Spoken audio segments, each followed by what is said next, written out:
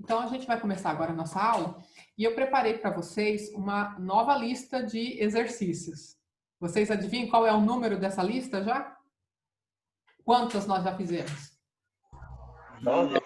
Essa é a nona lista de exercícios, né? Então, tem bastante coisa para a gente estudar. E essa lista ela está envolvendo vetor e matriz. Lembra que a gente começou a trabalhar na aula passada? Né? Fiz um exemplo e a gente se alongou na aula da semana passada, né? Foi até 22 e pouquinho. Então, agora, hoje a gente tem exercício de compreensão às 21 horas. Portanto, então, nosso limite é 21 horas, tá? Então, eu vou compartilhar aqui com vocês a lista para nós escolhermos... Oi? Eu lembro que no começo do semestre a senhora tinha falado que no meio do ano ia entrar outro povo do segundo novo, que a gente ia ter que apadrinhar. Vai ter isso ainda? Então, a gente não sabe o que vai acontecer. A pandemia mudou alguns comportamentos, né? Mas o que acontece? A gente tem vestibular de inverno, né? Vestibular que ocorre no meio do ano. E a nossa matriz curricular, ela foi montada de tal maneira que a gente permite que o aluno entre no segundo semestre. Ele tem uma dificuldadezinha um pouquinho em lógica, mas ele consegue acompanhar o curso. Então, alunos que fizerem vestibular no meio do ano, eles entram na sala de vocês. É o que a gente chama de ensalamento, tá? E aí seguem juntos e depois vocês se formam e eles ficam mais um semestre aqui para pagar o primeiro semestre que ficou em aberto na grade curricular deles. Tá? Aí, quando entram esses alunos, a gente faz aquele esqueminha de sorteio de padrinho e afiliado, né? Para eles não se sentirem deslocados e serem acolhidos, né? Aquela questão de ser simpático e legal, pessoal. Né? Mas aí vai depender também a quantidade de padrinhos, vai depender da quantidade de alunos que a gente vai receber nesse vestibular de inverno. Tomara que seja bastante, para a nossa sala ficar bem cheinha. Se bem que agora a gente vai precisar de uma sala bem grande, né? Porque não pode mais ficar um aluno colado no outro. Real, professor. Né? Vamos ter que estruturar isso daí. Mas essa é uma questão para quem é do administrativo, né? A gente aqui toca o pedagógico. Então, vamos lá. Vou tentar compartilhar aqui minha tela para nós falarmos da nossa lista de exercício.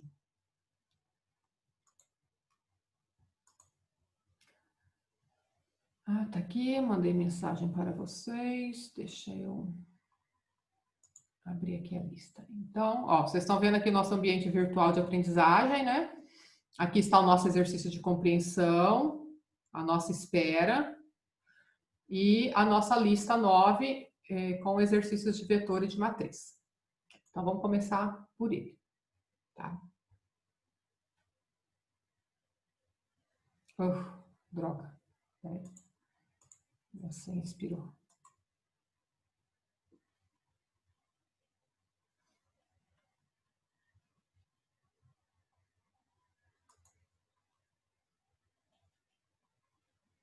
Vamos lá. Está aqui, nossa nona lista. Quantos exercícios temos aqui? 8, 9, 10. 10 exercícios, hein? Para vocês se divertirem. Meu pai. É muita coisa, né? A vida é assim. Vamos começar lá. Então, eu montei essa lista aqui para a gente resgatar aqueles conceitos da semana passada e para a gente aplicar. Então, agora eu quero a colaboração de vocês. No sentido da gente levantar o que são alguns conceitos, tá? Mas primeiro eu já vou copiar aqui que a gente vai fazer este exercício aqui, ó. O exercício número 1. Acho que eu comecei pelo exercício mais fácil, né? Fazer um programa que carregue um vetor com 5 números reais e depois da leitura eu preciso mostrar todos os números positivos que foram digitados juntamente com o somatório desses positivos, tá? Essa é a nossa meta. Então, eu vou dar um Ctrl+C aqui, vou parar o compartilhamento e agora eu quero ouvir vocês. O que é um vetor?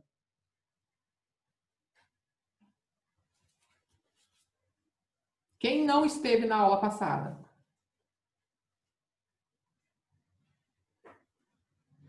Perdi o final dela só, professor. Só o final, né? Mas você chegou a ouvir a definição de vetor? Não. Não. Então você vai escutar agora, você vai aprender. E quem estava na aula passada?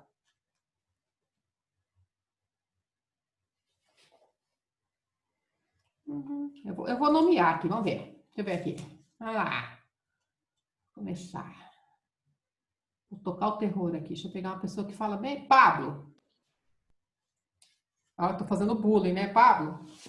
É porque eu tô pegando quem Professora, é fala a menos. mesma Oi. coisa da geometria?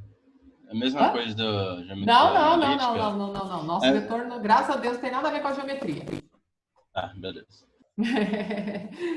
Vetores e geometria analítica é o terror na vida de qualquer ser. Até hoje eu lembro dessa disciplina maldita. É horrível mesmo. Mas extremamente útil. Agora eu tenho vontade de refazê-la para eu fazer direito e aprender. Vamos lá. Quem mais? O que é um vetor quando a gente está falando em programação de computadores? Então, vou dar uma dica. Um vetor também pode ser chamado como uma estrutura homogênea multivalorada, vamos dizer assim. Ele é uma variável que carrega vários números diferentes? Uma variável que carrega vários números.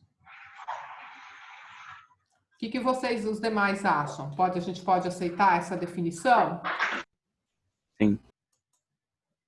Sim. Não é o conceito de lista, no caso do vetor? Também dá para a gente ir incorporando, né? Um vetor, eu só vou generalizar um pouco mais, então, tá? Eu não vou dizer que um vetor é uma variável que consegue carregar vários números ao mesmo tempo, porque ela pode carregar letras, pode carregar símbolos, né? Pode carregar endereços de memória, enfim. Então, um vetor. Mas uma lista também guardar... não. Oi? Uma lista também não conseguiria carregar. Não, pode, não. Só estou fazendo uma generalização aqui em termos de guardar números. Mas são variáveis tudo do mesmo tipo, né, professora? Todas do mesmo tipo. Uma lista pode ser isso também. Só que, assim, em programação, quando a gente fala em lista, assim, no mundo real, o que é uma lista, né? Minha lista de supermercado. Eu pego um papel e vou lá anotando vários itens, né, que eu preciso comprar. Isso é uma lista. No mundo da programação, uma lista também é uma estrutura que permite guardar vários elementos ao mesmo tempo. Entretanto, na programação, a lista ela está associada a uma estrutura que não tem tamanho fixo, não tem um tamanho pré-definido. Ela é uma estrutura dinâmica. À medida que eu preciso de uma informação, eu aloco, isso em tempo de execução, tá? Eu aloco espaço de memória e coloco a nova informação ali dentro. De maneira similar, quando eu não preciso mais da informação, eu libero esse espaço de memória para outro programa utilizar. Isso é uma lista. Um vetor é um primo pobre da lista. Tá? Um vetor ele consegue guardar ao mesmo tempo vários valores, quer seja número real, quer seja número inteiro, quer seja caractere, tá? Só que ele tem um tamanho pré-definido. Então, ao criar o vetor, eu já estabeleço qual é o tamanho dele. Por isso que ele é um priminho pobre de uma lista, tá? Mas eles têm a mesma funcionalidade, que é guardar mais de um valor ao mesmo tempo, de acordo com a necessidade. Então, ele é limitado, digamos assim? Ele é mais limitado. Entretanto, ele é mais fácil de usar que uma lista, tá? Mais fácil de usar cálculos também com ele. Pelo menos. Isso. Você vai direto num elemento quando você sabe o índice dele. Então, tem algumas características que internamente, para ser processado, fica mais rápida quando a gente está trabalhando com o vetor, entendeu? Então, a gente começa por aí. Quando que o semestre voa, né? No semestre que vem, tudo isso que nós aprendemos vai ser pré-requisito para a gente começar o segundo semestre. E aí a gente vai entrar de sola em conceitos de orientação a objeto, e aí a gente vai ver várias classes que representam listas dinâmicas, tá? E aí a gente vai incrementando. Mas por hora, então, a gente ainda está trabalhando com essa estrutura estática, né? Com o priminho pobre da lista, que é o nosso vetor, vamos começar assim. Então, um vetor, você já corretamente já definiram para mim. É uma variável que permite, ao mesmo tempo, o armazenamento e a manipulação de vários valores. Tá certo? E aí, dentro desse vetor, todos os valores armazenados são do mesmo tipo, porque esse tipo é definido no momento da declaração da variável vetor, tá? E todos os elementos têm o mesmo nome. O que diferencia um elemento do outro é o índice. Lembram disso? E qual é o valor inicial do índice de um vetor? 0. 0. Tranquilo? Então, quando eu falo essa estrutura que é dividida em vários pedacinhos, todos os pedacinhos têm o mesmo nome, e o que diferencia um pedacinho do outro é o índice. Vocês conseguem visualizar isso? Sim? Ou ficou tudo muito abstrato? Sim. Tá, então beleza. Então, de posse desse resgate, né? Esse resgate histórico da aula passada, vamos lá para o nosso Code Blocks para a gente tentar resolver esse exercício número 1 da lista, né? Vamos botar a mão na massa agora, que aí é que o negócio fica mais divertido. Ok. Estão vendo o meu Code Blocks? Sim, professor. Beleza. Então, tô aqui. Vou salvar o meu arquivinho aqui. Como eu estou trabalhando com arquivinhos isolados, né? Eu preciso salvar para ele saber que eu estou trabalhando com um arquivo associado à linguagem C, tá? Então, eu vou chamar isso aqui de exercício 1, lista 9, né? A gente vai fazer o exercício 1 da lista 9. Tá aqui. E eu vou colocar dentro de comentários o texto, tá?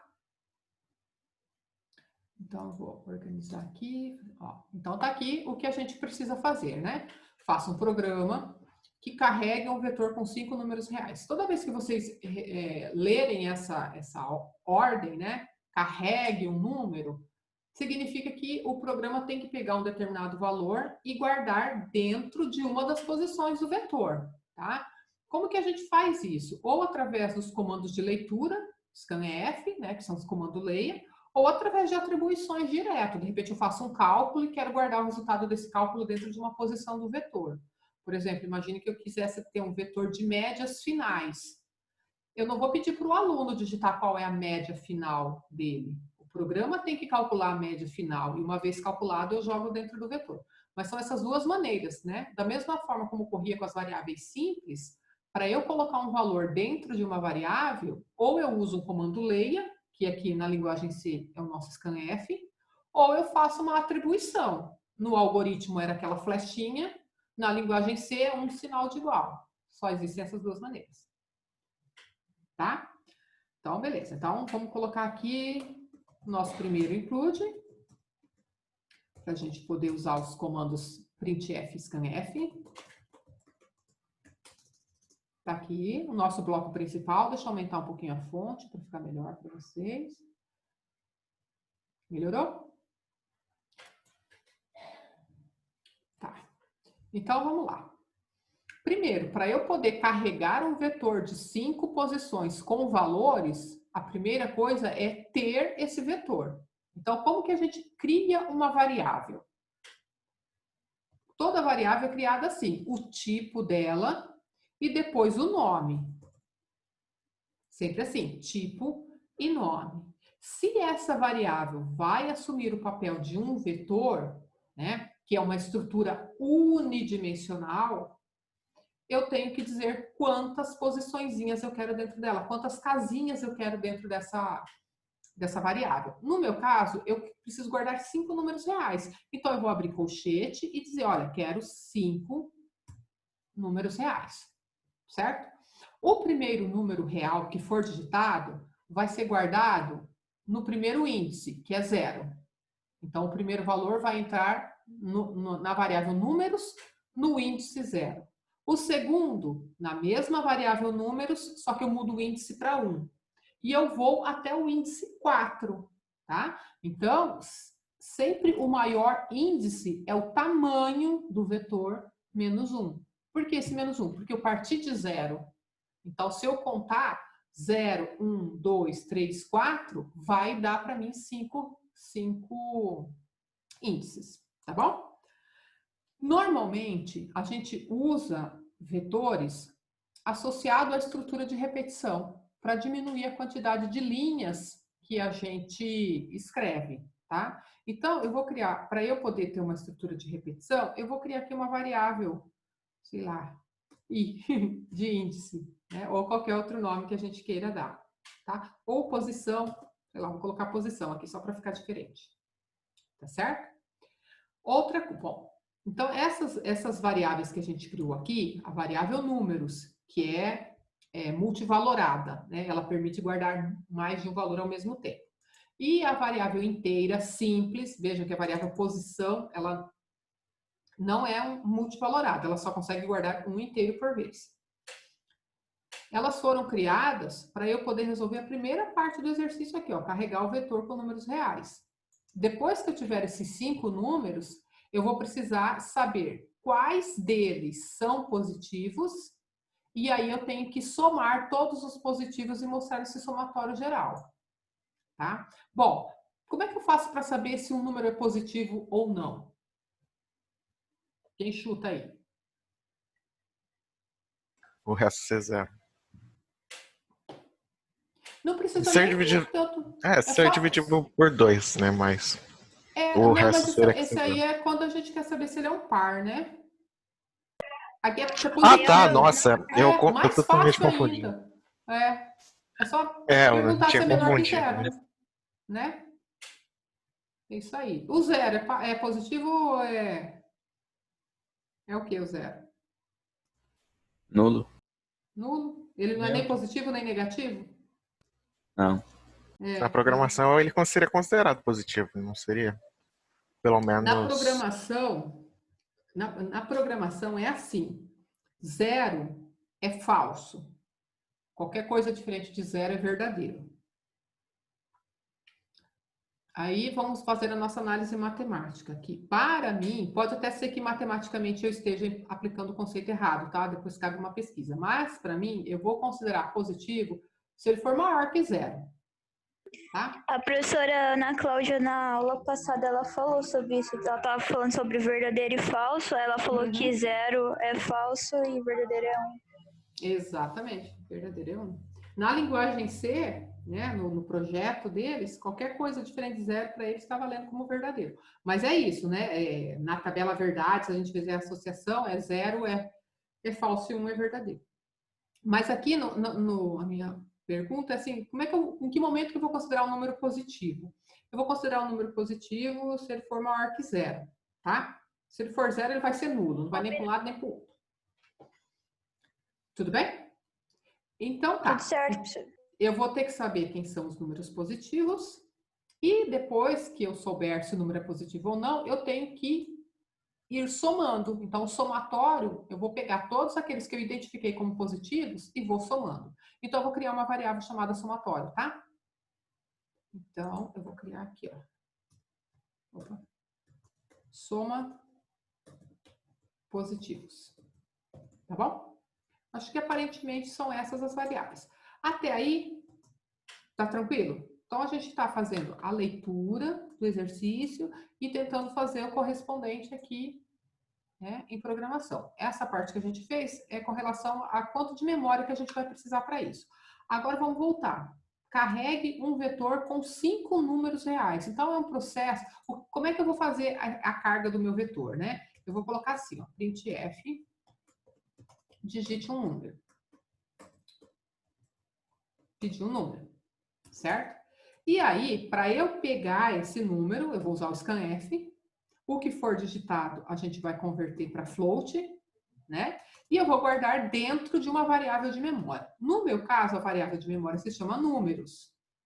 Mas números tem 5 elementos ali dentro de números. Qual deles eu quero? Eu poderia começar com o 0. Certo? Beleza? Então, com isso, eu consigo pegar um número e colocar em uma posição. Coloquei na primeira posição do meu vetor, que é o 0. Como é que eu faria para pegar o segundo número?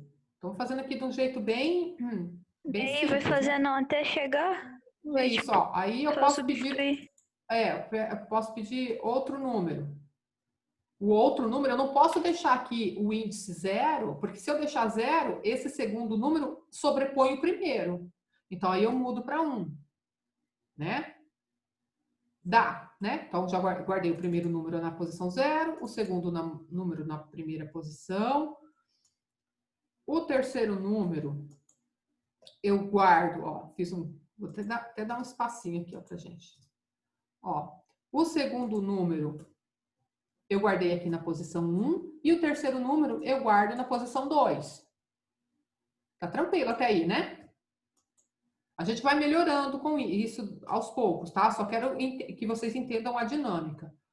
O quarto número eu guardo na posição, posição 3. Né? O terceiro, né? Ai. E o quinto número eu guardo na posição 4. Tá certo? Ó, primeiro número entrou na posição 0, na linha 13. Segundo número entrou na posição 1, aqui na linha 16. Terceiro número entrou aqui na posição 2, na linha 19. O quarto número entrou na posição 3, aqui na linha 22. E o quinto número entrou na posição 4, que está aqui na linha 25. Tá certo?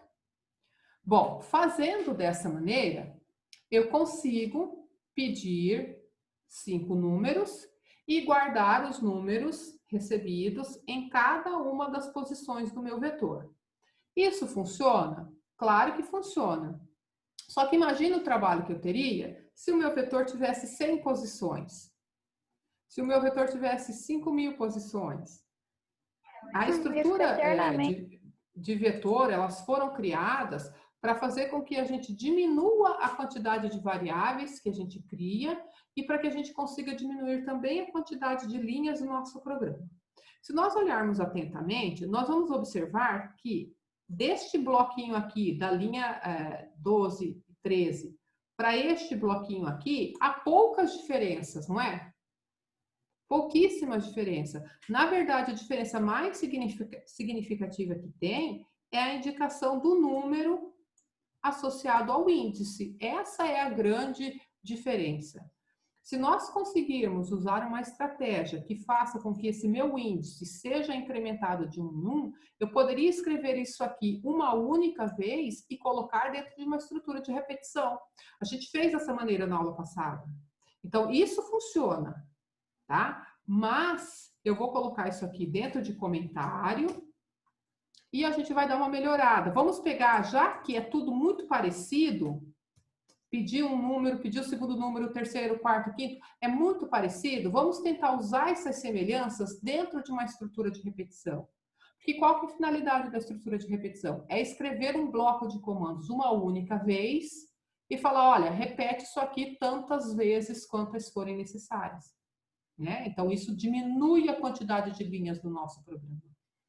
Então, para isso, primeira coisa que a gente tem que observar, o meu índice, ele começou em 0 e eu permiti que ele fosse aumentando, aumentando, aumentando, desde que ele fosse menor ou igual a 4. Eu não permiti que ele fosse de 5 em diante, né? Então, todos os valores que nós aceitamos como índice, eles eram menor que 5 ou menor ou igual a 4, né? Partimos de 0 e só aceitamos valores que fossem menores ou iguais a 4. Perceberam isso? Então, essa análise é importante porque nós vamos montar um for. E esse for, ele sempre precisa ser controlado por uma variável. Nós criamos aqui a variável posição na linha 9. Então, eu vou colocar, olha, a variável posição começa em 0. Por que ela vai começar em 0? Porque o primeiro índice do meu vetor é 0. Por isso ela começa em 0. Quais são os valores que eu aceito como índice para o meu vetor de 5 posições? É qualquer coisa que seja menor ou igual a 4. Também poderia escrever só a posição menor que 5, tá? Ia dar na mesma, porque a variável posição ela é uma variável inteira. tá? Mas vou deixar aqui menor ou igual a 4 para ficar bem claro que eu vou até a última posição do meu vetor, que tem o índice 4. Se lá na declaração de variáveis, deixa eu subir aqui um pouquinho, se aqui na linha 8 eu tivesse falado que o meu vetor tem 25 posições, o meu índice iria até 24. Então, aqui na hora de fazer o for, eu colocaria menor ou igual a 24. Tá? Eu mudei lá em cima? Não. E de uma leitura para outra, o índice aumentou em quantas unidades? Uma. Uma. Na Esse é o primeira mais, leitura, mais? isso. Na primeira leitura ele era 0, na segunda ele foi para 1, na terceira ele foi para 2, né? Então percebam que a variação dele é de 1 em 1.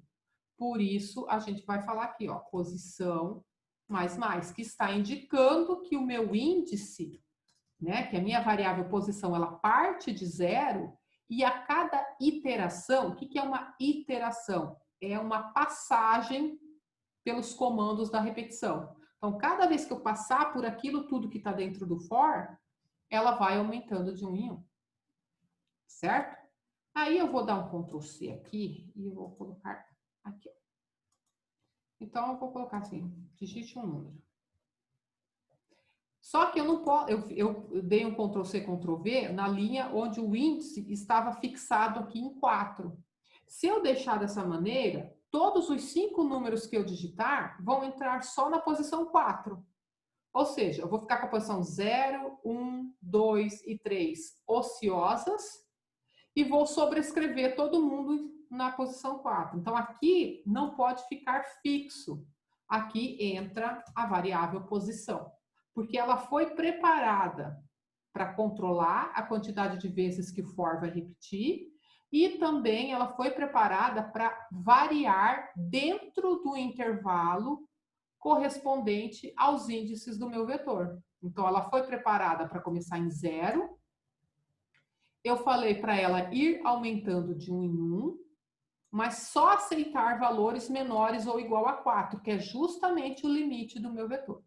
Quando a variável posição assumir o valor 5, esta comparação aqui se torna falsa e o for é interrompido.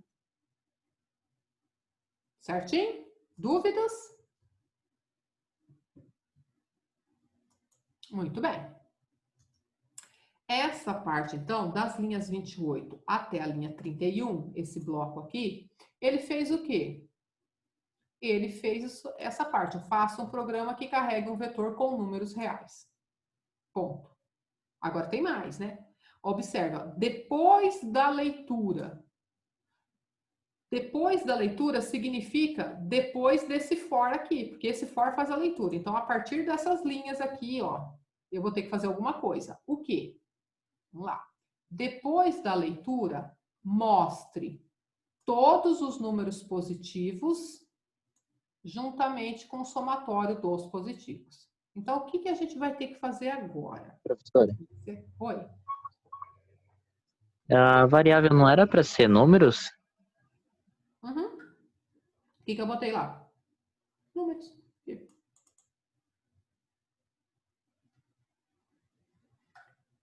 Nós temos duas variáveis. Ah, não, é que eu vi posição. É que eu confundi. Ele leu dentro da chave.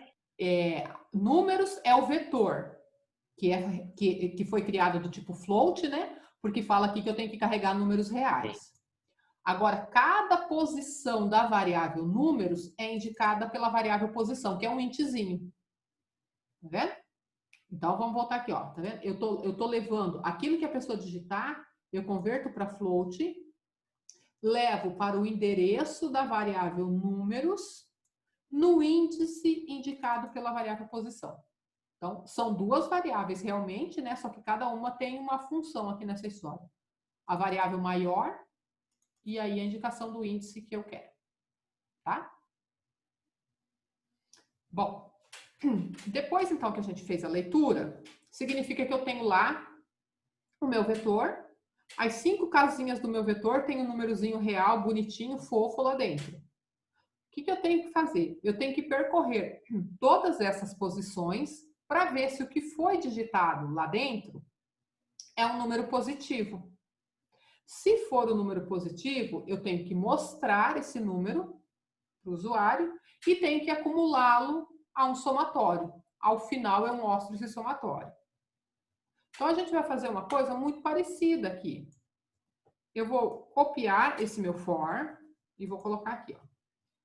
Ó. Olha só, esse for, ele já acabou. Aqui na linha 31 ele acabou, tá vendo? Então, se eu quiser abrir outro for controlado pela mesma variável, eu posso. Tá? Por quê? Porque a posição, depois que esse for acabou, ela não está mais em uso. Então, eu posso aproveitá-la para outra coisa. Eu vou aproveitar para ela me ajudar a percorrer agora o vetor preenchido para eu verificar se o que está lá é positivo ou não. Então, eu vou fazer um if, porque toda vez que eu tenho que fazer uma verificação, né, é uma condicional, então está aqui o if. E aí eu vou perguntar se o que está lá dentro do meu vetor, dentro da minha variável, né, multivalorada, números, na posição indicada pela variável posição, que está ali no for, se for maior que 0, o que eu tenho que fazer? Tenho que fazer duas coisas. A primeira coisa é mostrar esse número. Opa. Né? Vou colocar aqui, ó. Positivo.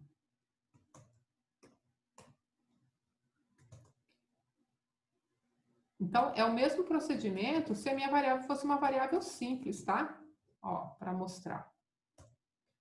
Então, eu quero mostrar a mensagem positivo e logo depois o número. Onde está o número? Está dentro do vetor números, no índice indicado pela posição.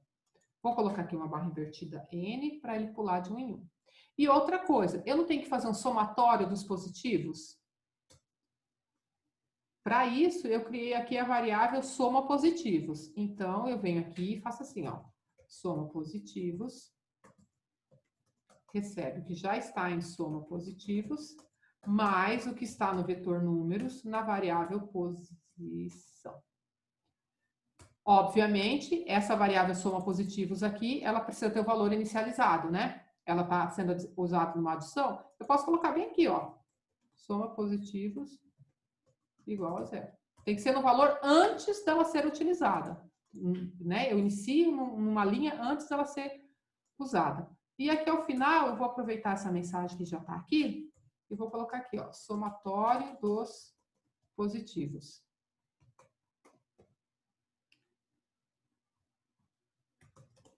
E vou colocar soma positivos. Beleza? Aí a gente coloca um system pause para dar um... Essa soma positiva seria como uma contagem, professor? Isso, ela é uma acumuladora. Cada vez que eu passo por esse if aqui, ela partiu de 0, né? Aí vamos supor que eu encontre dentro do vetor o número 18. 18 é maior que 0. Então, ela pega o que já estava lá, que era 0, mais o 18. 0 mais 18 dá 18. O resultado vai para soma positivos. Então, ela vai ficar acumulando o somatório de todos os positivos. Entendi, obrigada. Entendeu? E um return 0. Vamos salvar isso aqui? Vamos compilar para ver se vai dar certo? Deixa eu abrir aqui minha janelinha de... Ó, compilou, tranquilinhos, né? Vamos executar. Então, são 5 números, né? 9, menos 4, 10, menos 8 e 1. Então, ó, foram digitados 2 números negativos. Vamos botar um 0 aqui só para... 2 números negativos e 2 números positivos e um nulo. Aí, ao final, opa, ó, positivo. Ele só mostrou o 0, acho que eu fiz alguma coisa errada. E o somatório dos positivos, ele colocou só o 9. Então, vamos ver o que aconteceu? Não era para dar esse erro aqui não, tá? Vamos ver o que a gente fez aqui de errado.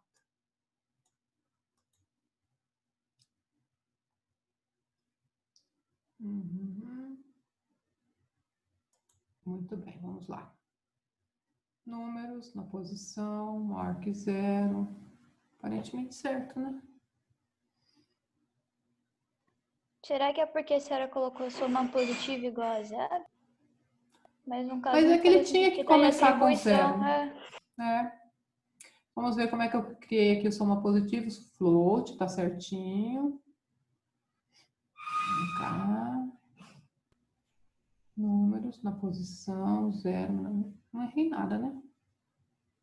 Tanto é que eu copiei.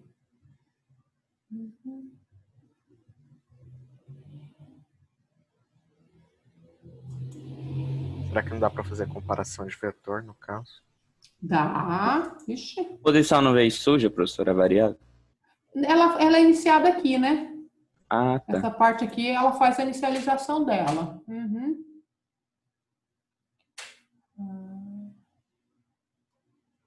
Tá.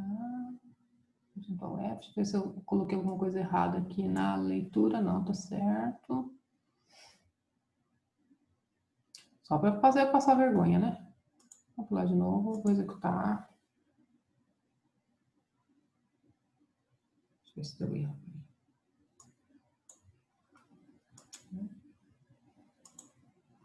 Vou colocar só números positivos. 1, 1, 1 e 1.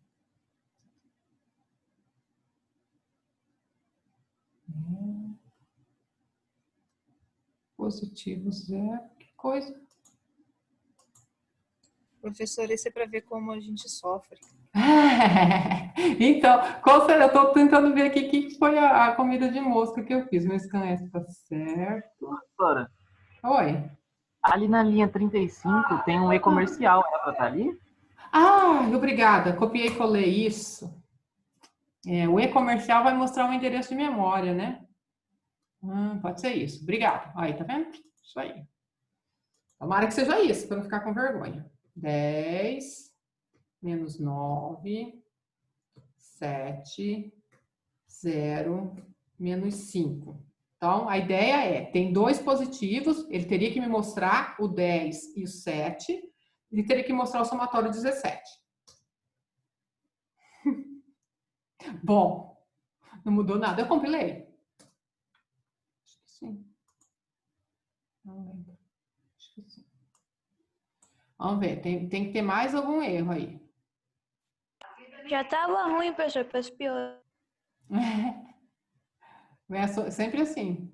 Soma positivos está aqui. Vamos lá. Compilando, executando. De novo. 10 menos 8, 8, 0, menos 2. Santo Deus. E gravando o vexame, né? Ao vivo em a cores. Eu vou só fazer um teste aqui, tá? Só para ver se há algum problema interno, tá? E vou deixar aqui essa leitura que a gente fez aqui, força bruta, tá? Só para ver se ele vai passar por lá.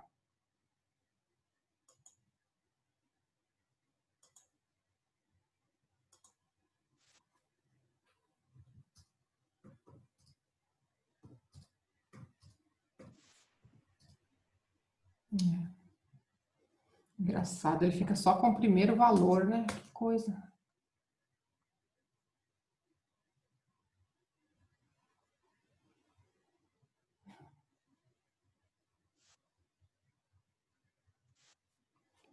Professora, não tinha que dar um número para onde vai guardar cada coisa em cada variável? A variável posição, ela faz isso, né?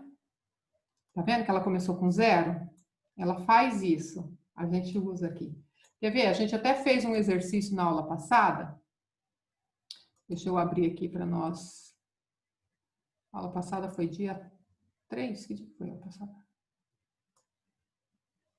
Acho que foi exemplo. Exemplo vetor. Ó, esse aqui foi o que a gente fez na aula passada. Aqui, ó. Essa variável, isso aqui foi o que a gente fez na aula passada. Quer ver? Vamos executar. Estão vendo que a gente usou a variável i e usou a variável aqui na leitura também? Oi. Depois do parênteses, não tem que ter ponto e vírgula nessa linha. Peraí, lá em cima. Acho que é na 12. 12. Não, não era não. Que linha só tava lá? A senhora mexeu? Aqui, tô nessa aqui. Não, não era aí que você tava mostrando, não. Não é? Tem um parênteses? Vamos ver, peraí. Aqui tem parênteses. Aqui tem parênteses. Então, mas aí depois não deveria ter ponto e vírgula? Aqui não. Professora, aqui não por causa da linha do for, né? Oi? Na linha 34, a senhora abriu uma chave. Onde que fechou ela?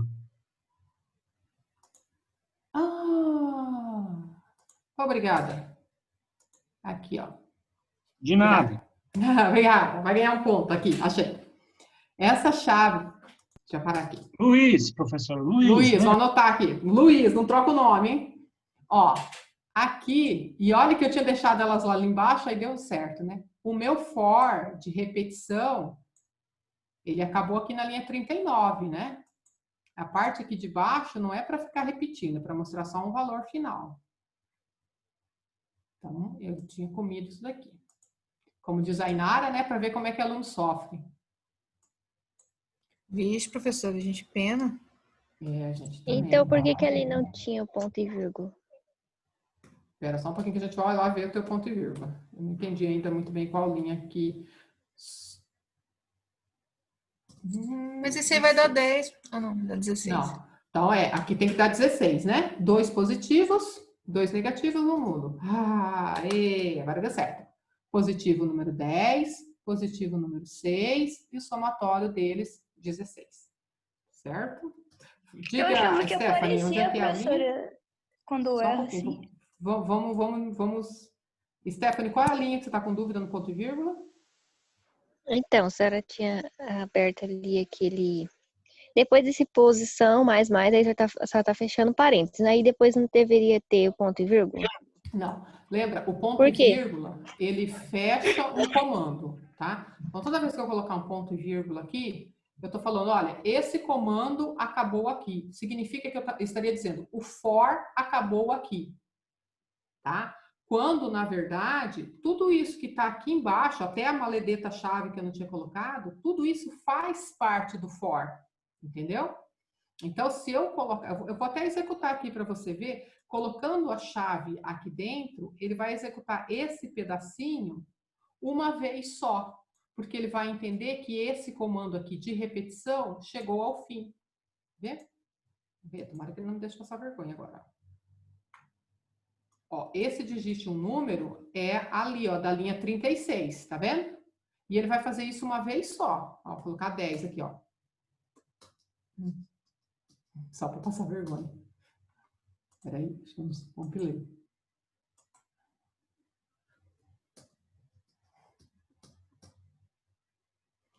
Olha, o que ocorreu? Ele digitou os números, tá vendo? Só que ele não registrou nada e o resultado final deu 0. Na verdade, o que eu estava pensando é que ele não ia deixar nem eu passar por isso daqui, tá vendo? Não Mas, faz professora, sentido se eu digitar isso. não é porque desse daí não é da linha de cima, esse não é para descobrir se é um ARC 0 e tá escrevendo é verdade. A pessoa faz uma coisa e... Imagina aqui, ó. Aqui que você vai conseguir ver. Hoje tá difícil, hein? Tá vendo esse for aqui? Esse for é da leitura. Tá? Mesma coisa, né? Se eu coloco ponto e vírgula aqui, o que tá fazendo? Ele tá dizendo, este for acaba aqui. E se ele acaba então, aqui... era aí mesmo que eu tava falando. Isso, então, se você põe ponto e vírgula aqui, você tá falando, ele acabou aqui. E aí, essa parte que vem logo depois da chave, até a linha 31, ela fica desvinculada da obrigação de ser repetida, porque você falou que a repetição acabava aqui. Se tudo correr bem, eu não passar mais nenhuma vergonha hoje, ele vai executar uma vez só a leitura do número. Quer ver? Digita o número, 3. Olha lá. Ele digitou, ele permitiu que eu digitasse uma única vez. Tá certo? E aí, as outras posições, tá vendo? Meu vetor, no final, na hora que ele foi mostrar, ele tá tudo vaziozinho, porque a leitura não aconteceu direitinho. Então, lembra, na linha do for, não põe ponto e vírgula.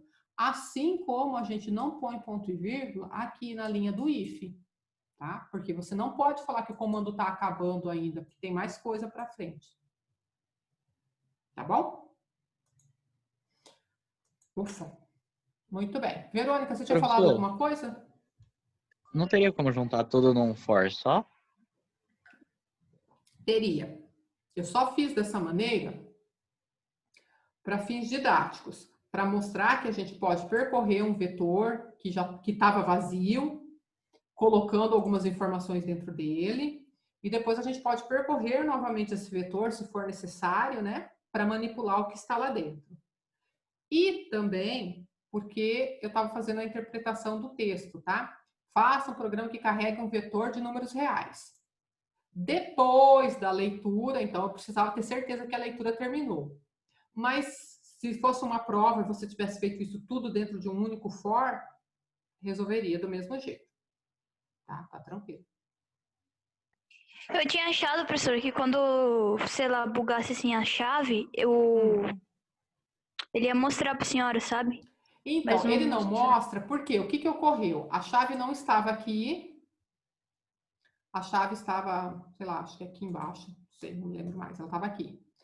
O que o compilador faz? O compilador verifica se a quantidade de chaves abertas é igual à quantidade de chaves fechadas.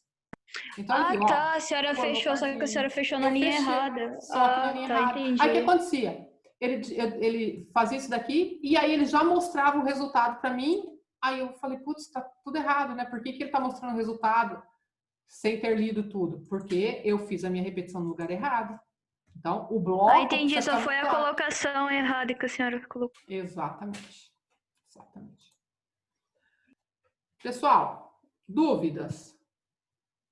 Professora, ainda assim eu tô preso nesse negócio da posição. Você começou a explicar, mas parou. Tá, vamos lá. Qual a sua dúvida com relação à posição? Você abriu o outro exemplo que você estava explicando. Ah, tá. Outro exemplo. Voltando aqui.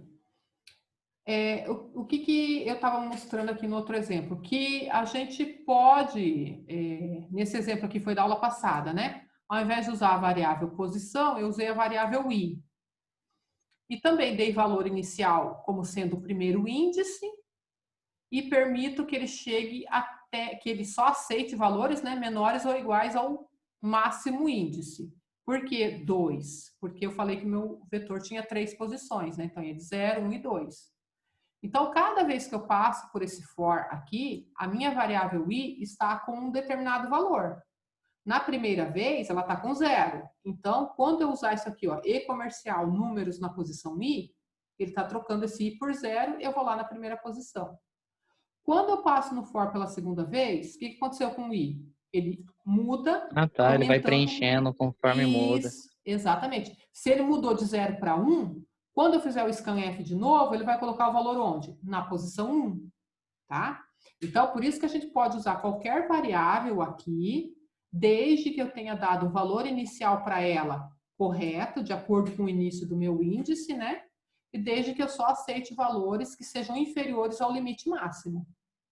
Aí eu vou preenchendo casinha por casinha, uma ao lado da outra. Tá? Dúvidas? Vou parar aqui.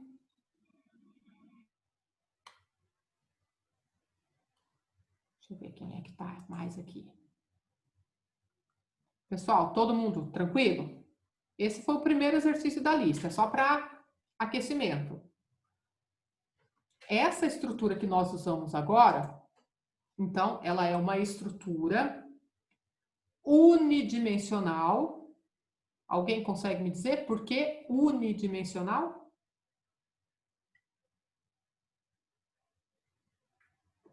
Porque ela carrega só informação dentro de uma variável só?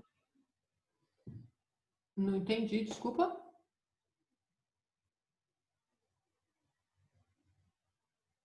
Eu não entendi o que foi dito. Porque muitas informações dentro de uma variável só?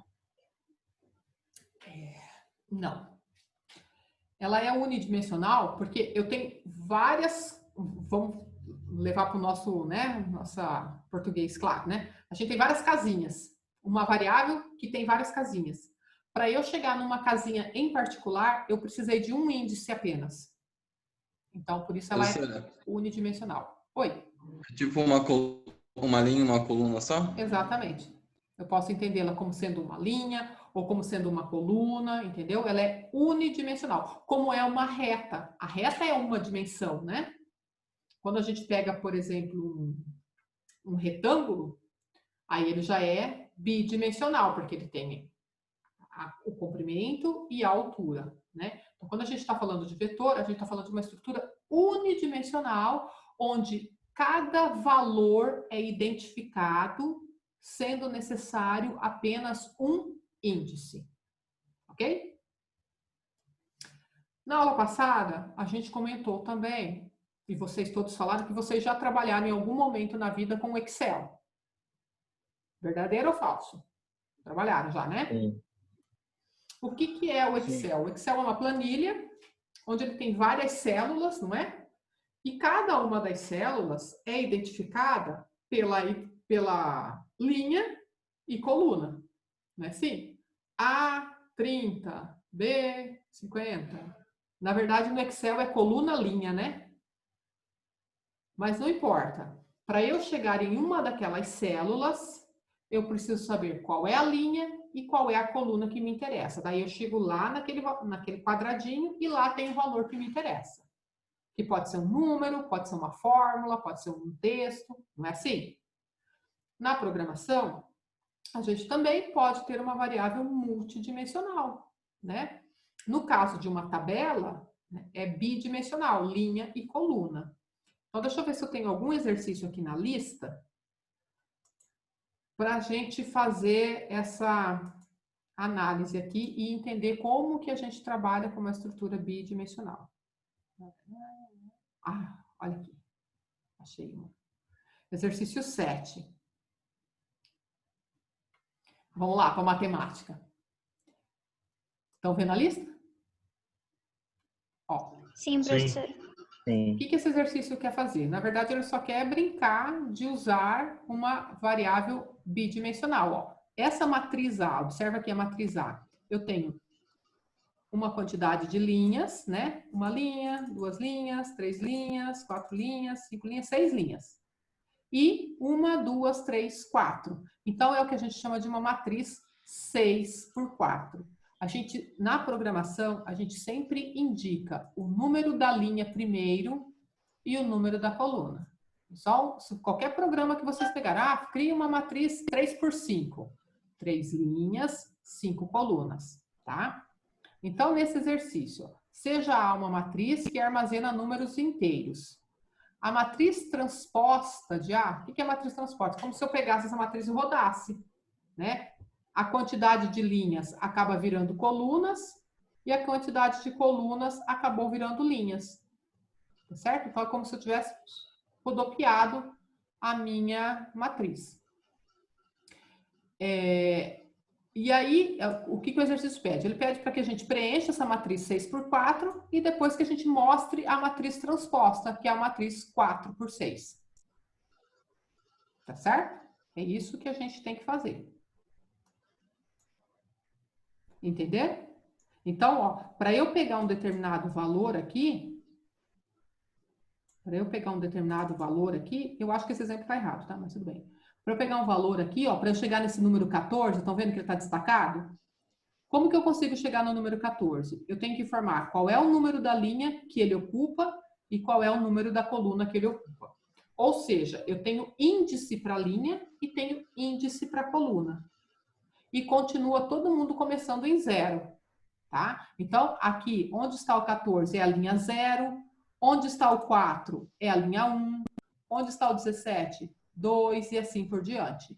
E as colunas? As colunas também partem de 0. Então, esse valor aqui, 14, ele está na linha 0, coluna 0. O valor 5, ele está na linha 0, coluna 1. O valor 8 está na linha 0, coluna 2. O valor 70 está na linha 0, coluna 3. Tá certo? O valor menos 6, pega esse aqui, ó, esse valorzinho aqui, menos 6, ele está na linha 3, certo? Foi 0, 1, 2, 3, linha 3, coluna 0, 1, 2, 3. Então, ele está na linha 3, coluna 3. Tá? Entenderam a ideia, o conceito? Professora, sempre tem que surgir do zero. No caso, isso é obrigatório, né? Sempre parte do zero, exatamente. Sempre parte do zero. Tá? Ah, eu achei o que está errado aqui no exemplo. Eu estava achando... Aqui, ó, onde está esse número 1 aqui, é 14, tá? Que é esse 14 aqui, ó. O que é a matriz transposta? Essa primeira coluna, 14, 4, 17, 12, 98, 4, na matriz original ela é uma coluna. Na matriz transposta, isso vira uma linha. Então, aqui é 14, 4, 17, 12, 98 e 14. Tá vendo? É como se a gente rodasse a nossa matriz. É isso que a gente vai ter que fazer. Vamos lá? Primeira coisa, eu preciso que vocês tenham entendido o que é uma matriz e como que a gente usa um determinado valor específico, indicando linha e indicando coluna. Tá bom? Tudo bem? Já desesperamos ou ainda não? Tá de boa, professor. Só inverteu a linha mesmo. Só inverteu. Agora vamos transformar, então, essa ideia em um programa e vamos criar uma variável que simbolize essa matriz original para mim e a variável que simboliza a matriz transposta, tá bom? Então, vamos compartilhar aqui o nosso CodeBlocks. Criar um arquivinho novo aqui. Vou salvar. Era exercício 7, né? Exercício 7, lista 9. Isso, professor. Aqui, exercício 7, lista 9. Então, ó. Include. Deixa eu aumentar a fonte para ficar melhorzinho. Vão cuidando do tempo aí, tá? Hoje a gente tem que acabar às 21, porque vocês têm... 8h13 agora, professor. Partindo para 14. Tem tempo demais. Então, ó, lá no exercício falava que era uma matriz de inteiros, né? Então, eu tinha a matriz A, int, a matriz A, e aí, lembra que tinha, ele falava que era uma matriz 6 por 4? Como é que a gente diz aqui na criação que a minha matriz tem 6 linhas, 4 colunas? Antes de vocês responderem, no exercício de vetor, a gente dizia, olha, o meu vetor tem 5 posições. Então, a gente usava esse artifício dos colchetes aqui para indicar o tamanho desta dimensão dele. Então, ele era unidimensional, só tinha uma dimensão. A matriz é bidimensional. Logo, a gente precisa de 2 pares de colchetes. O primeiro par indica o tamanho da primeira dimensão, que representa as linhas. Então, eu tenho 6 linhas. O segundo par de colchetes indica o tamanho da segunda dimensão, que são as colunas. Uma coisa legal é que a gente pode ter quantas dimensões o problema pedir. Então, por exemplo, lembra do cubo mágico? Né? O cubo mágico, ele tem linhas, ele tem colunas e ele tem profundidade. O cubo, ele é uma estrutura tridimensional. Então, se eu quisesse representar alguma coisa como sendo um cubo, eu teria que ter um terceiro par de colchetes aqui, para indicar a terceira dimensão. Ah, posso ter 4 dimensões? Pode ter 4 dimensões. Fica meio difícil da gente visualizar, mas pode.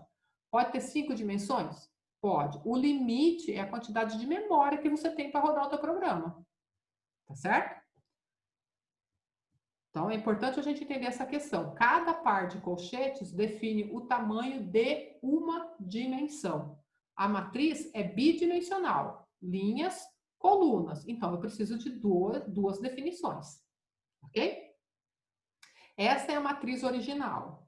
A matriz transposta, eu vou chamar de MT, ela também tem 2 dimensões, porque se trata também de uma matriz, Só que ela é inverso, é ao contrário da matriz original, né? A quantidade de colunas da original acaba virando a quantidade de linhas na transposta e a quantidade de linhas da original acaba virando a quantidade de colunas da transposta. Ok? Então, nós temos aqui duas matrizes, nós temos duas gradezinhas, é como se fossem duas planilhazinhas do Excel. Primeira coisa que eu tenho que fazer, eu tenho que povoar essa minha matriz. Eu tenho que colocar números dentro dela. Ela está com aquelas célulazinhas todas vazias. Eu preciso pedir para o usuário digitar valores para eu colocar ali dentro, tá? Muito bem. Para eu poder, vamos voltar aqui no nosso exercício do vetor, tá? Para eu poder, depois que eu conseguir me entender com as chaves, né? Para eu poder colocar valores dentro do meu vetor, que era unidimensional, o que a gente fez? A gente criou um for.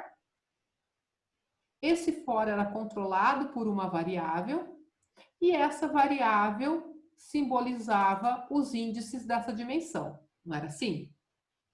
Um único for, consequentemente com uma única variável, foi suficiente porque a minha variável era unidimensional.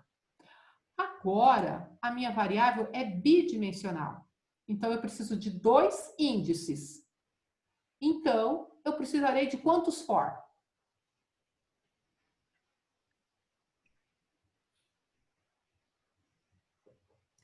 Cri. 24?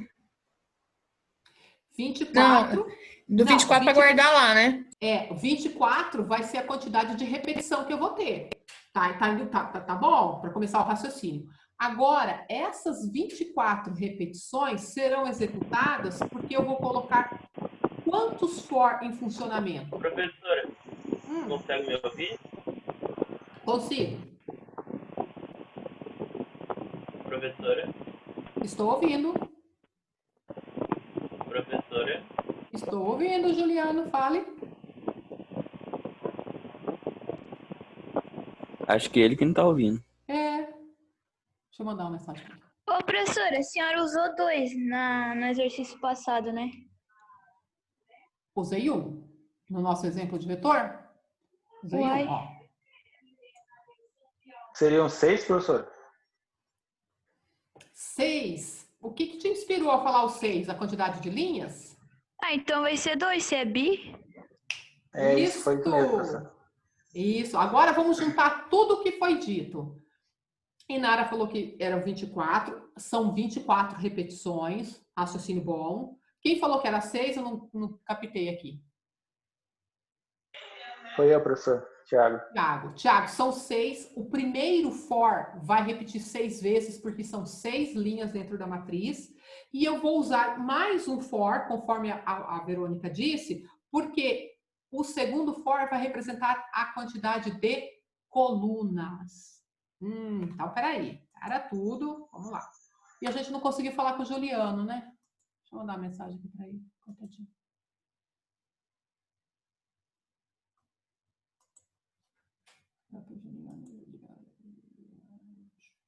Só um minutinho, tá? Vou mandar uma mensagem para ele.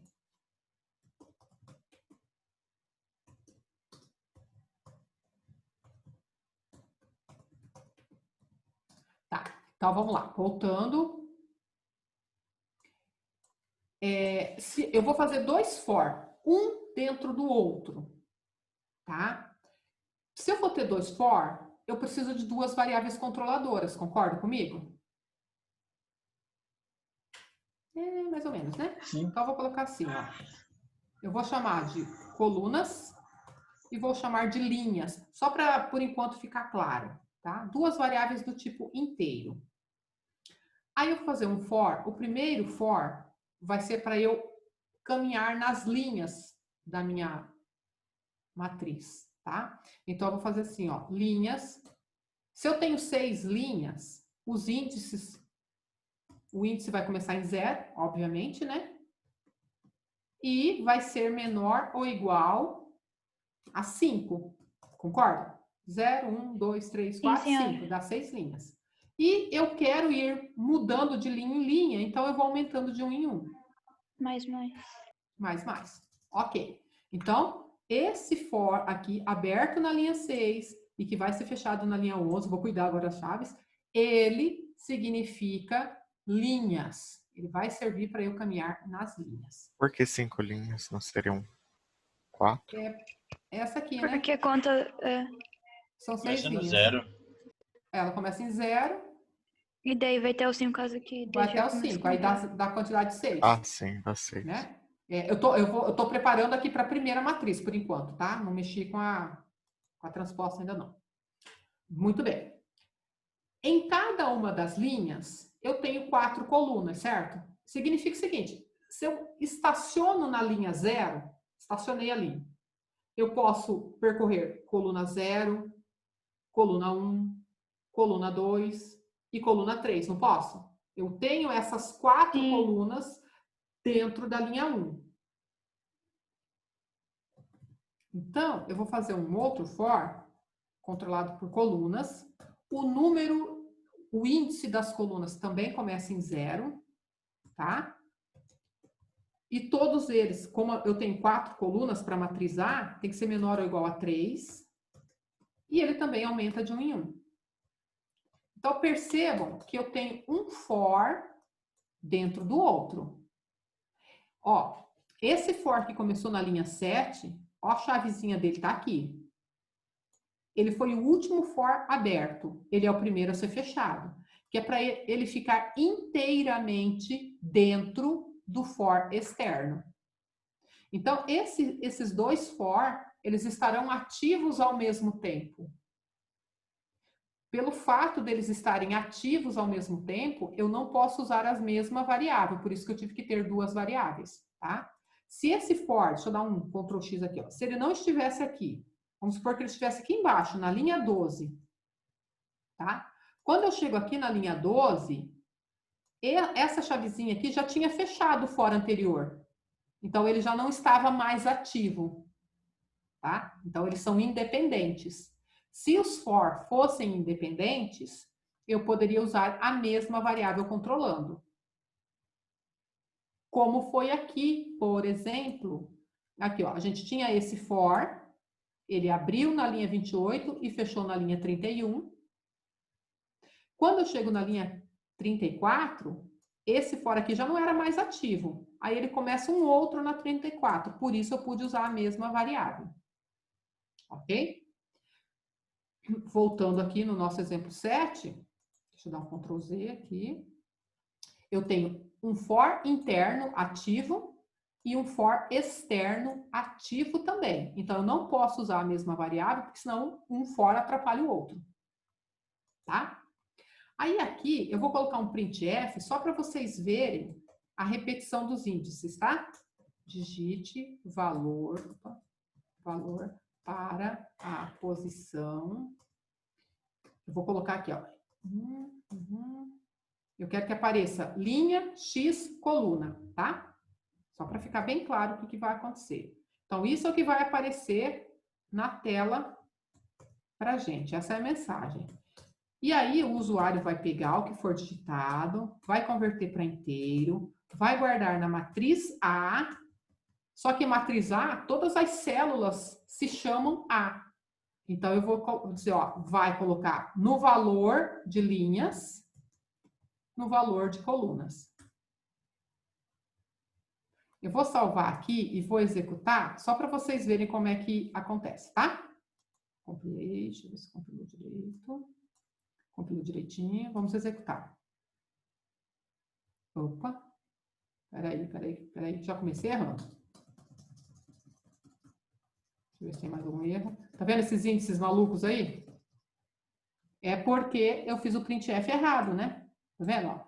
Printf, digite o valor para a posição tal e coluna tal. Aqui fora, eu tenho que colocar, né? Linhas e coluna, senão como é que ele vai preencher a lacuna? Né? Se eu tenho aqui percentual i e percentual i, eu preciso de 2 variáveis. Então, o meu printf precisa ter essas 2 variáveis, tá? Aqui. Me acompanharam, né? No erro. E não tem que zerar ele também? Não tô precisando zerar, sabe por quê? Por causa do for. O for zera, tá vendo? Toda vez que ele passa no for pela primeira vez, ele está zerando a variável. Então, esse não precisou. Ele cuida dela. Ó, então, vejam. Lá, é como se a gente estivesse lá na nossa matriz, né? O primeiro valor não era 14? Que era linha 0, coluna 0. Isso. Eu vou botar 14 aqui, ó. Aí, depois, ele continua na linha 0, tá vendo? E vai para a coluna 1. Então, eu vou colocar 7, eu nem me lembro.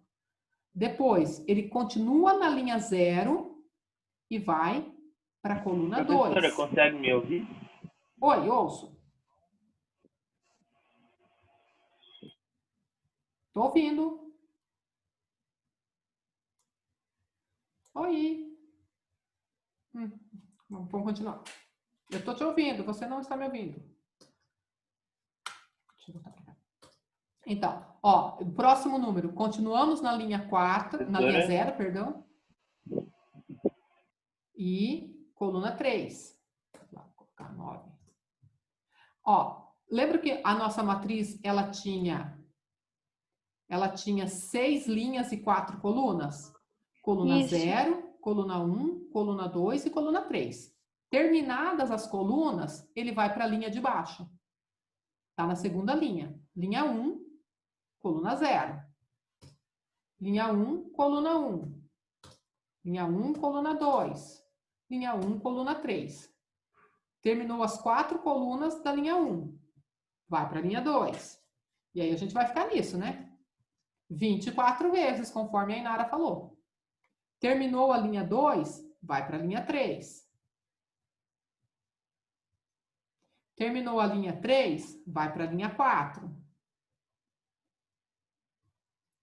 Terminou a linha 4, vai para a linha 5, que é a última linha. A gente vai de 0 até 5. Então, ele vai ter que parar aqui. Esse tem que ser o último número. E acabou, porque a gente só fez a entrada de dados. Tá certo? Ah, professor, Certo. então quer dizer... veja. Deixa eu botar aqui.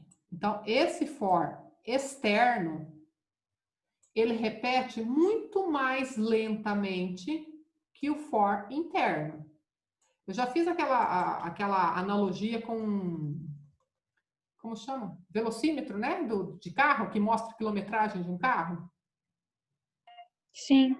Como é que é a quilometragem de um carro? Eu tenho um dígito, tenho outro dígito. Opa, tem que fazer tamanhos iguais, né? Vamos supor que o meu carro esteja com 20.000 quilômetros. Aqui vai 2, aqui vai o 0, aqui vai 0, aqui vai 0, aqui vai 0. Qual desses números aqui muda mais rapidamente? Esse 2 ou este 0? 0. O 0. Esse aqui, né? Então, eu saí, eu tirei o carro da garagem, andei um pouquinho, ele vai mudando aqui. 1, 2, 3, 4. Quando aqui chega em 9, que é o máximo, né, que um dígito consegue assumir, né? Ele vai de 0 a 9. Quando aqui ultrapassar 9, significa que ele vai para a casa da dezena, né? Então, Isso. aqui volta para 0 e aí ele muda esse 1. Muito bem. Aí esse 1 fica paradão aqui e esse daqui começa a rodar de novo, né? Quando é que esse terceiro aqui vai mudar? Quando aqui for 9 e aqui for 9, né? Então, primeiro todo mundo aqui precisa mudar tudo que for necessário para só depois esse terceiro mudar. Então, quanto mais à esquerda os dígitos estiverem, mais lentamente eles vão mudando. É o mesmo que ocorre aqui no nosso for. Quanto mais interno for o for, mais rapidamente ele muda. E foi o que aconteceu aqui, né? A gente precisou percorrer todas as colunas, coluna 0, 1, 2 e 3, para só depois mudar de linha. Aí começou uma linha nova, foi para a linha 1, volta a coluna para 0, 1, 2, 3. Então, esse mesmo raciocínio que acontece quando a gente está quando a gente aninha, né? O que é aninhar? Coloca um dentro do outro. Quando a gente coloca um for dentro do outro, é o que acontece. Legal? Aí, massa, né? Eu vou colocar aqui. Agora, o que acontece? Esse exercício, ele quer que eu preencha uma matriz com valores e gere a matriz transposta. Vocês viram aqui que na matriz transposta, a linha vira coluna e a coluna vira linha. Será que eu poderia usar esses dois for aqui para encher essa minha matriz transposta? Será que eu Seria só inverter a ordem dos valores? Tipo... Então, pensa, os demais dá palpite também. Ó. Será que aqui dentro eu conseguiria... Veja, eu só tenho esses dois índices, linhas e colunas. Será que eles me serviriam para conseguir gerar os valores e colocá-los dentro da matriz transposta? Acredito que sim, professor. Como será? Sim, só... Eu acho que nas linhas lá a gente coloca o outro valor na coluna, né? É porque eu acho que eu vou ter que fazer isso aqui, ó. Matriz transposta, alguma linha, alguma coluna, vai receber a matriz original, alguma linha, alguma coluna, certo? Vou ter que fazer essa atribuição. A pergunta é, o que eu coloco dentro desses colchetes aqui? Os valores que você colocou na variável. Então, me ajuda. O que eu ponho aqui? Fala para mim. O que eu vou colocar aqui nesse primeiro par? Aqui. 4 e daí 6. Não, não pode ser fixo. Tem que colocar, tipo, maior, menor, essas coisas assim? Aqui no scanf, a gente não usou linhas e não usou colunas? Sim. Não se esqueçam que esse for é uma coisa viva. Ele vai ficar rodando várias vezes. Quando eu passo aqui pela primeira vez, minha variável linhas está valendo 0, minha coluna está valendo 0. Na segunda vez, linha está valendo 0, coluna está valendo 1. Então, aqui dentro desses colchetes, eu tenho que colocar linhas e colunas. Eu não posso deixar nada fixo. Porque se eu deixar fixo, eu sobreponho. É o mesmo raciocínio que a gente fez aqui. Para eu poder colocar valores distribuidamente dentro da minha matriz, eu precisei usar, na indicação dos índices, variáveis. Variáveis que vão mudando ao longo do tempo, tá vendo? Elas vão mudando, conforme a execução, elas vão aumentando de 1 em 1. E a gente partiu da premissa seguinte, ó. Quem é linha na matriz original, vira coluna na matriz transposta. Quem é coluna na matriz original, vira linha na matriz transposta. Então agora a gente vai basicamente inverter. Isso. Ok, então vamos lá.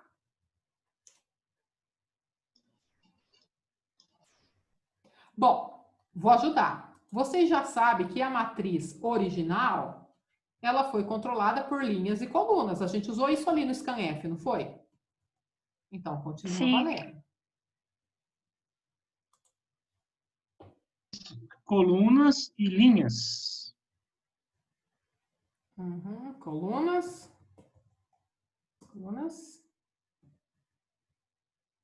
Linhas. Aparentemente, né? Então, ó, quem era linha, virou coluna. Então, quem era linha, tá vendo? Tá aqui na primeira dimensão, foi colocada na segunda dimensão. Quem era coluna, segunda dimensão, entrou na primeira, tá vendo? Então, não importa qual seja o nome, o que importa é que ela entre no local correto. Esse for aqui, ele vai rodar, esse for interno, ele vai rodar quantas vezes?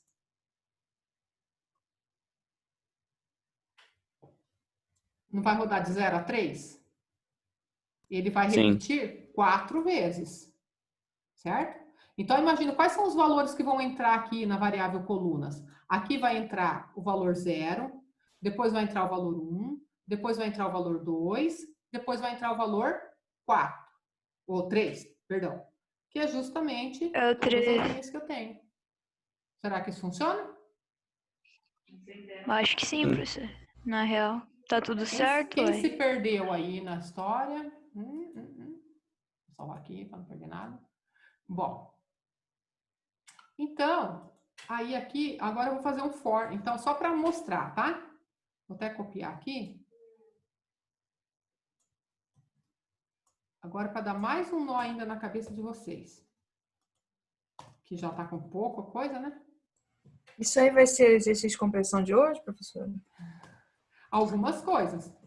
Jesus, mano. Mas não vai ter esse exercício de transposta, entendeu? Tô explicando aqui qual que é a dinâmica de linha e de coluna, né? Ó, esse printf aqui na linha 15 é porque eu tô me preparando para mostrar a matriz transposta, tá? Então, vamos lá. A matriz transposta, ela não tem 4 linhas? Tem 4 linhas. Então, ela vai de 0 até um valor menor ou igual a 3. Para transposta. E ela tem 6 colunas. Então, ela vai de 0 até um valor menor ou igual a 5. E aí, eu vou dar um printf.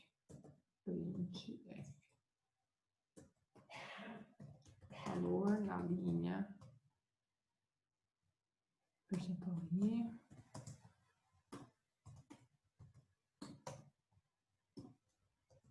Bom, meu printf aqui, estão vendo que eu tenho 3 percentuais i? 1, 2, 3. Aqui tem que estar grudadinho. Então, eu preciso de 3 variáveis. Aqui eu quero mostrar em que linha eu estou na minha matriz transposta, em que coluna eu estou na minha matriz transposta e qual é o valor que está na matriz transposta. Professor, é colunas. Então, essa pergunta sempre acontece. Segura ela aí que a gente vai falar sobre ela.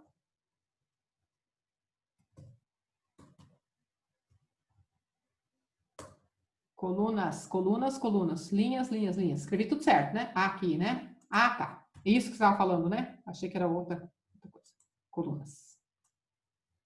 Achei que era uma... Vou compilar. Opa. Olha lá. Tô apanhando. Faltou fechar um for, né? Tá vendo? Ó, Verônica, agora ele chiou comigo. Não é porque eu coloquei for no lugar errado, é porque tá faltando esse camaradinho aqui, ó. Tá vendo? Ele tá sem par. Aqui. Ah, saquei. Fechei Eu achei que aqui. tinha acontecido isso naquela hora, entendeu? Não aconteceu. Eu coloquei certinho, só que no lugar errado. Quer dizer, coloquei errado. Né? Certinho no lugar errado. Certinho. Ó, aqui também. Comi. Faltou aqui também, ó. Tá vendo? Ó. Eita, hoje tá ruim, hein? Aqui.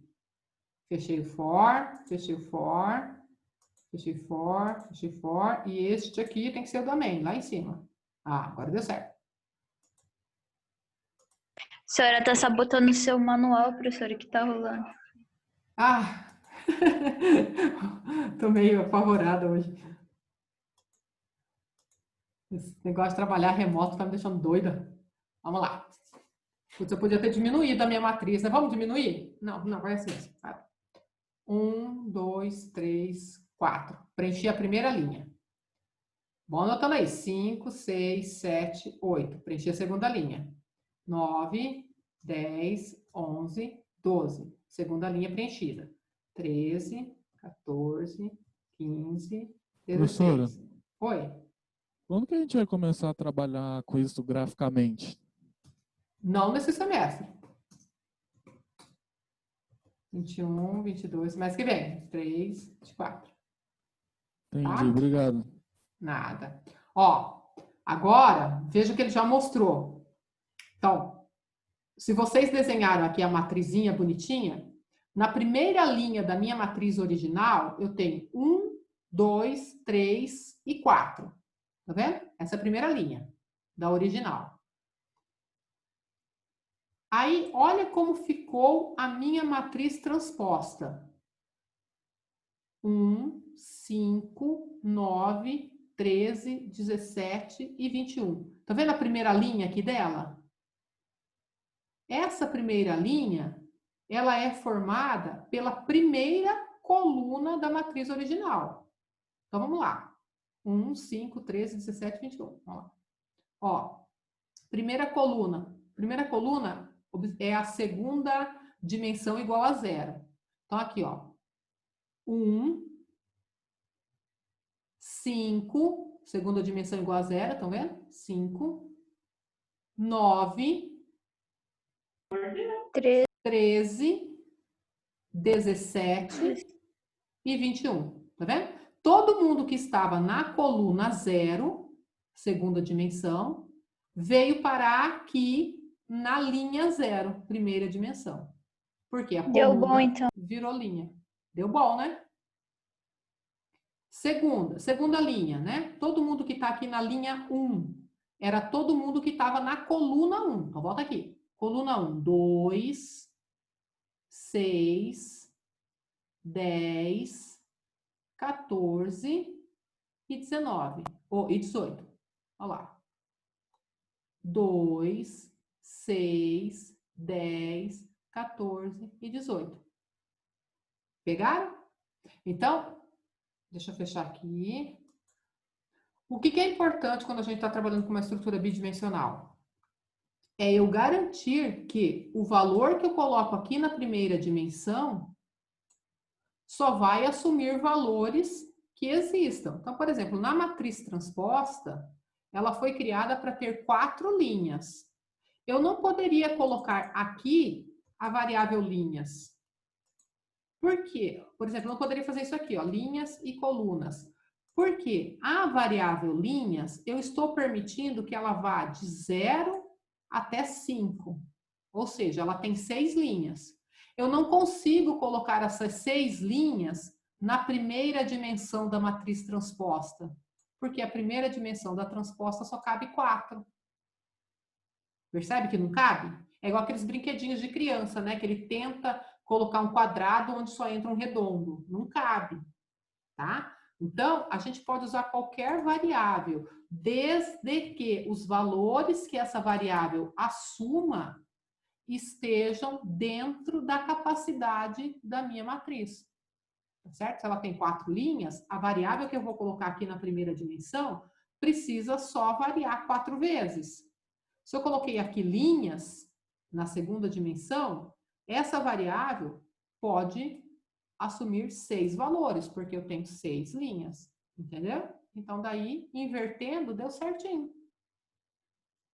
E é sempre assim, quando a gente está trabalhando com uma estrutura bidimensional, normalmente a gente tem 2 estruturas de repetição ativas. Se eu estivesse, por exemplo, fazendo uma estrutura tridimensional, né? Então, eu tenho linhas, colunas e a profundidade, como se fosse um cubo. Eu teria que ter 3 for. Um para linha, um para coluna e um para profundidade. Agora podem falar as dúvidas. Deixa eu copiar a última linha lá, professor. Deixa. Tá bom? Sim. Depois eu rolo um pouquinho para você ver o finalzinho.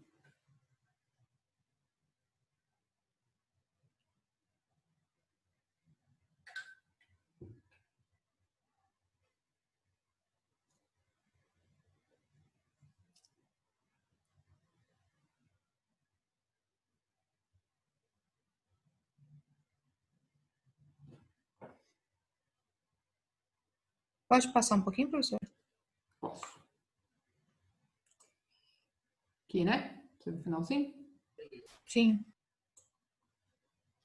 Obrigada. Muito bem. Ó, fizemos 2 exercícios da nossa super lista, hein? Eu vou compartilhar esses exercícios também, tá? Fiquem tranquilos. Professora. Oi. Agora pode fazer o 3? O 3, vamos ver quem é o 3. Eu não queria, tomara que ele não seja de Falta stream, 15 minutos. Tá, vamos lá. Se não der tempo, com 15 minutos a gente eu compartilho a tela aí rápido. Se não der tempo, com 15 minutos a gente para, tá? 3, vamos lá. Exercício 3, a pedido do Rogério. Faça um programa que carregue uma palavra de 10 letras, 10 posições letras, né? De 10 letras. Depois disso, verifique se as letras formam um palíndrome. Formam ou não um palíndrome. Primeira coisa, vamos definir palíndrome. Vou copiar aqui. Alguém? Alguém? É a palavra que é igual de trás para frente. Isto. É a palavra ou frase que se lida da esquerda para a direita é igualzinha se lida da direita para a esquerda. Tá? Já conhecem algum caso desse?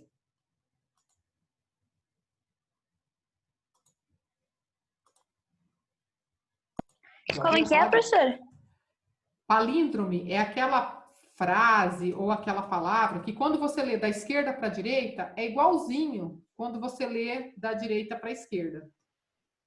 Famosa arara? Exato. Ana, professora. Ana. Olha, Ana. Deixa eu dar um. Ana. Ó, se eu leio da esquerda para a direita, é Ana. Se eu leio da direita para a esquerda, é Ana. Arara. Opa, maiúsculo para ficar mais bonito.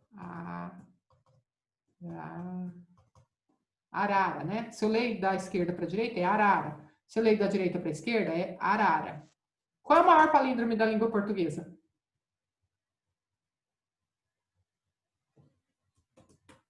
Não sabe? Constitucionalíssima.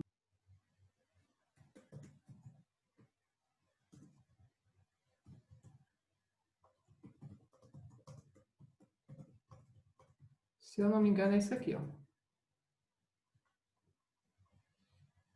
Socorram-me. Esse Subiu no mesmo. ônibus em Marrocos, ó. Socorram-me. Socorram-me. Subi no ônibus em Marrocos. Pode ser que tenha mais, né? Não sei se inventaram outro. Esse aqui foi o que eu achei.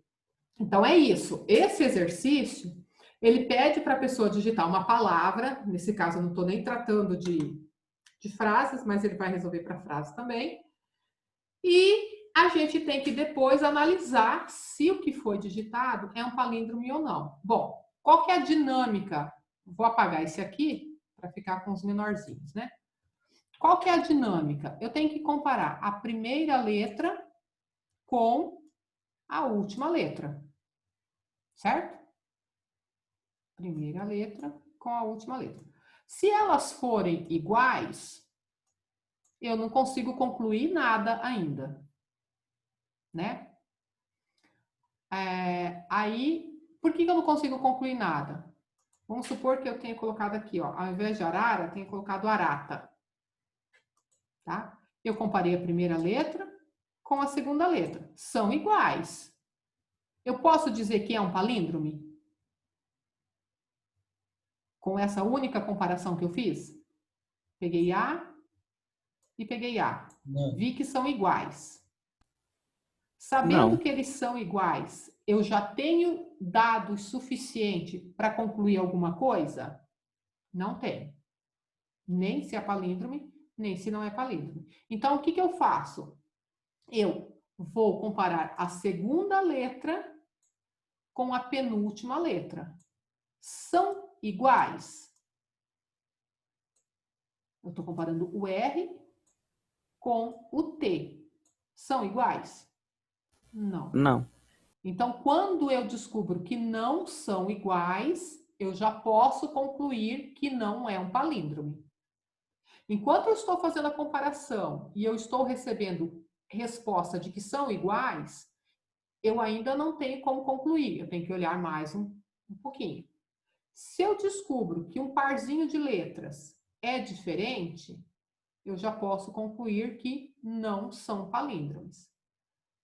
A única coisa que vai me dar certeza de que é um palíndrome é quando eu tiver andado da esquerda até o meio e da direita até o meio, fazendo todas as comparações possíveis e tendo como resposta que sim, são iguais. Então, eu sempre vou caminhar da esquerda até a metade e da direita até a metade. Isso que eu tenho que fazer. Tá bom? E a princípio, todo mundo é palíndrome para mim. Só vou constatar que não é palíndrome quando eu achar duas letrinhas que são diferentes. Entenderam a dinâmica, entenderam o problema, né? Tá, vamos lá. Opa.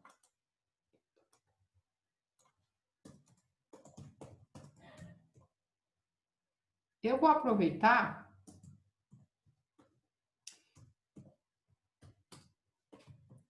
e... Aí deixei muito grande essa fonte aqui, tá me atrapalhando. Deixa eu diminuir um pouquinho. Tá. Então, vamos lá. Agora, vejam, eu quero receber uma palavra. Não é uma letra, não é um número, é uma palavra, tá?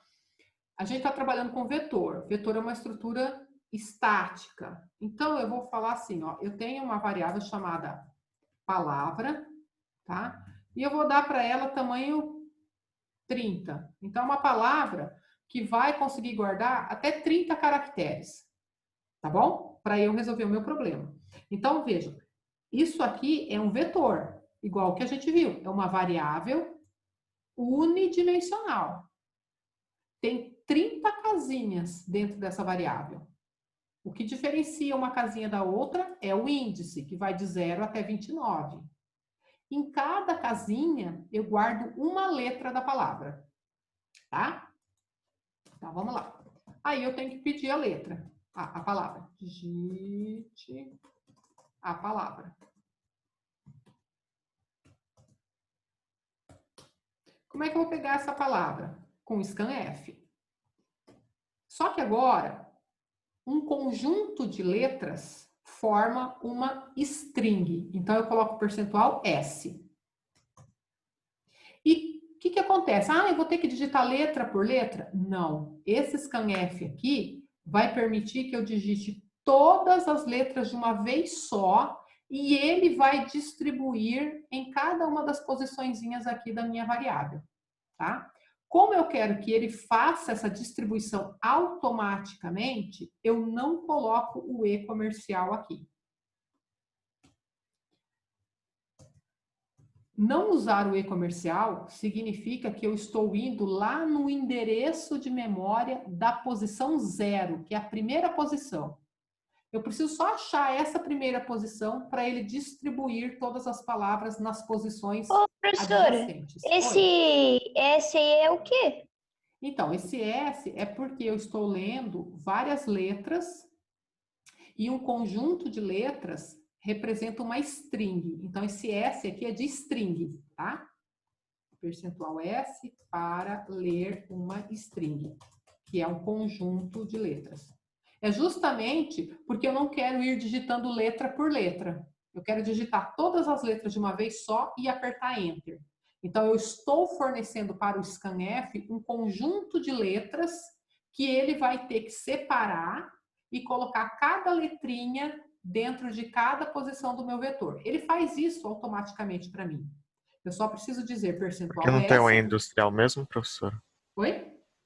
Por que não tem o E industrial mesmo? Então, porque ele não precisa saber se eu estou na posição 0, 1, 2, 3, 30. Ele só precisa saber onde começa essa variável, tá? Então, quando a gente tem um vetor, quando eu tenho um vetor e eu uso esse vetor para um scanf, sem colocar o E comercial, ele está descobrindo onde é que o vetor começa, em que endereço que ele começa. Ô, professora, vai precisar colocar aquele comando que tem o objetivo de limpar a memória do teclado quando a gente usa... Nesse momento, não. Tá. Tá? Por enquanto, não. Mas é só... quando eu não coloco o E comercial aqui na frente, é porque esta variável aqui, ela é um vetor. Tá? Se eu não coloquei o E comercial, ela é um vetor. E se eu uso um vetor sem colocar colchete na frente, ele está indo descobrir qual é o endereço da primeira posição, para distribuir todos os caracteres nas posições adjacentes. Tá? Porque se eu colocasse aqui, por exemplo, 0, palavra na posição 0 só guarda uma letra, né? Porque eu estou indo lá naquela casinha, só guarda uma letra. Mas o usuário vai me dar várias, então eu não posso ficar fixo aqui em nenhuma posição, tem que ficar livre, tá? Então aí eu não preciso usar o E comercial aqui. só quando é vetor. Tá bom? Bom, vamos fazer um teste. Aqui ele leu, eu vou colocar um printf aqui, só para a gente fazer uma verificação se entrou certo, tá? Professor, 2 minutos para as 9. Tá. Já estamos quase acabando aqui. Ó.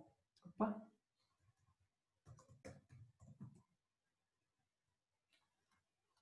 Quase lá. Ó.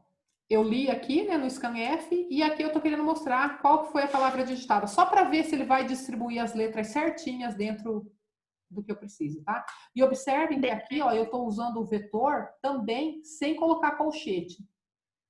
Ah, mas como é que ele se vira? Porque eu coloquei aqui percentual S. Então, ele sabe que ele tem que ir lá naquele vetor e pegar todas as posições ocupadas e mostrar para mim. Percentual S que faz isso, tá? Tem outras formas da gente fazer leitura também, mas depois eu falo para vocês. Vamos lá, palavra, arara. Olha lá, a palavra digitada é arara. Então, ele conseguiu guardar todas as letrinhas, não perdeu nenhuma, nada disso. Aí, eu vou criar uma variável do tipo int, chamada epalíndrome. Palíndrome ou palíndromo, tá? Tanto faz. A princípio, eu vou assumir que todo mundo é palíndrome, até que se prove o contrário. Então, verdadeiro, eu vou colocar um 1. Vocês conversaram com a Ana Cláudia, né? 1 é verdadeiro, então tá aí, ó. Isso. A minha variável é palíndrome, ela nasce valendo 1. Muito bem. Aí eu tenho que fazer com que eu compare a primeira letra com a última letra. Então, vamos supor, arara. A primeira letra está na posição 0. A última letra está na posição 4, né? Porque foi 0, 1, 2, 3, 4. Está na posição 4. Então, eu vou ter que comparar 0 com 4, 1 com 3 e assim por diante. Eu vou terminar esse exercício, são 20h57. Eu vou terminar esse exercício aqui e também vou postar, tá, Rogério? Só para você não ficar angustiado. E aí, na próxima aula, a gente comenta a solução. Tá bom? Que já são... Combinado, professora. Dá para vocês... Que agora já vai dar... já vai dar o horário. Tá bom? E aí eu termino, posto lá no AVA e faço as explicações na próxima aula. Com relação ao exercício de hoje, são 3 perguntas, 2 de múltipla escolha, uma para escrever a respostinha, igual foram os anteriores. Vocês têm 40 minutos a partir do início, tá bom? E o questionário está aberto a partir das 21 horas. Eu estou devendo um monte de notas para vocês, devo, não nego, espero na próxima quarta-feira estar com tudo corrigido, tá? Espero.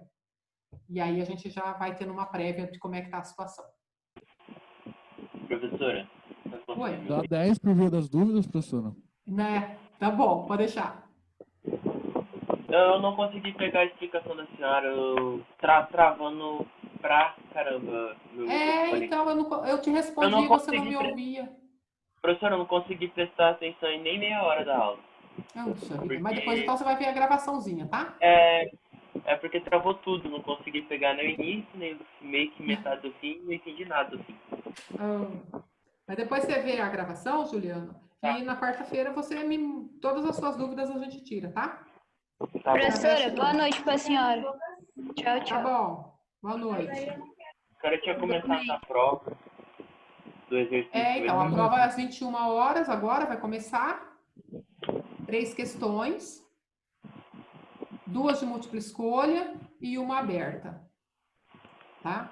Se você não conseguiu assistir a aula de hoje, Juliano, o que a gente faz? O que a gente faz com quem não faz o exercício de compreensão? Né? Faz um resumo da aula amanhã, assiste a gravação e manda um resumo da aula e aí vale 70% da nota. Não sei se você quer arriscar.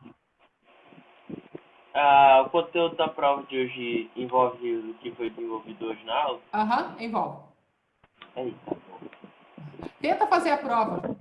Aí depois a gente vê o complemento. Vou ver aqui. Beleza, porque Obrigado. você estava presente, mas com problema técnico, né? Tenta fazer a prova. Se der ruim, a gente conversa. Tá bom. Obrigado. Então tá bom. Beijos. Até mais.